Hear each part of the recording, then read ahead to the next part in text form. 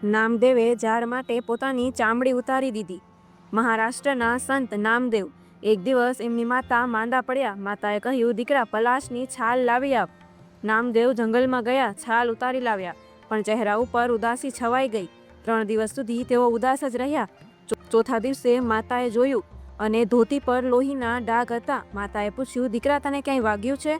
નામદેવે શાંતિથી કહ્યું, ના આઈ, મેં તો ફક્ત ઝાડની છાલ ઉતારી। માતા ચોંકી ગયા। ધોતી ખોલીને જોયું તો સાથળ પર મોટી ઘાવ જેવી ચામડી ઉતારેલી હતી। આ શું કર્યું? માતાએ રડતા રડતા પૂછ્યું। નામદેવ બોલ્યા, આઈ, જ્યારે મેં પલાશની છાલ ઉતારી, મને લાગ્યું ઝાડને દુઃખ થતું હશે ને, એ સમજવા માટે મેં મારી ચામડી ઉતારી। આ સાંભળીને માતા સ્તબ્ધ થઈ ગયા, આંસુઓ વહેવા લાગ્યા।